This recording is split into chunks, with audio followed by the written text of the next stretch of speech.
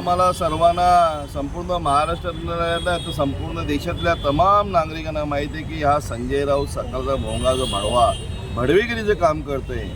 शरद पवार साहेबांची घेतलेली सुपारी आणि आता राहुल गांधी साहेबांची घेतलेली सुपारी की कसा हा उबाडा पक्ष संपेल याच्याकडे जातीने लक्ष लावण्यासाठी त्याचा पक्ष संपवण्यासाठी या संजय राऊत साहेबांनी संजय भडव्यांनी घेतलेली सुपारी आणि आज तो आमच्या आदरणीय जे देवासमान असतात धर्मवीर असलेल्या नेत्यांबरोबर असं जे त्यांनी वक्तव्य केले हे अतिशय चुकीचं आहे. वंदनीय बाळासाहेब ठाकरे तर आम्हाला देव आहेतच, ते कोणाला टाळताच येणार नाही. ते महाराष्ट्रासाठी नाही संपूर्ण देशासाठी देशाच्या बाहेर राहणारे भारतीय लोकांसाठी पण बाळासाहेब आपले दैवत्व आहेत. पण त्याचबरोबर धर्मवीरांसारखा काम करणारा धर्मवीर दिघे साहेब हा ठाणे जिल्ह्यातल्या हर एक नागरिकांच्या, हर एक युवांच्या, हर एक ज्येष्ठांच्या, हर एक लोकांच्या घराघरात असणारा हा दिघे साहेब, त्याचप्रमाणे महाराष्ट्रात फिरणारा दिघे साहेब आणि त्याच्याबरोबर चर्चा करणं ही या माणसाला, या भडव्याला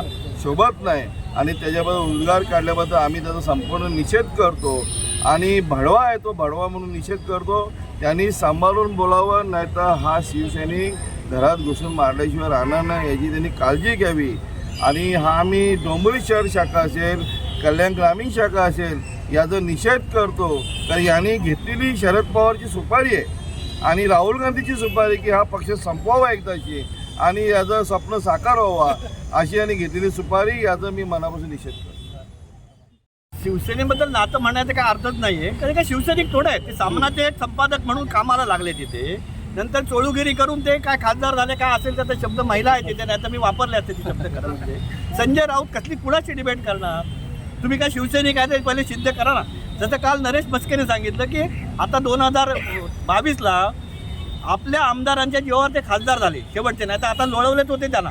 परंतु हा माणूस एवढा निर्लज्ज झाला आहे ना आणि उद्धवजींना एवढं त्याने गुंडाळून ठेवलं की आता पक्षप्रमुख उद्धव ठाकरे का संजय राऊत हा सर्वसामान्य माणसाला पडलेला प्रश्न आहे. आणि म्हणून संजय राऊतांनी ठीक आहे आता जे झालं तुम्ही आतापर्यंत हे शेवटचं वक्तव्य त्यांचं असावं, कारण एवढं बेताल वक्तव्य त्यांच्यासारखा एक जबाबदार संपादक म्हटल्यावर आपण आपल्याला वाटतं कोणतरी मोठा माणूस आहे त्याच्यासारख्या एवढं बेजबाबदारपणाचं जे वक्तव्य करतात ना याचा आम्ही निषेध करतो. आणि त्याचं जे काय आहे ना रिझल्ट ते ह्याला पुढच्या 6 महिन्यात कळणार आहे.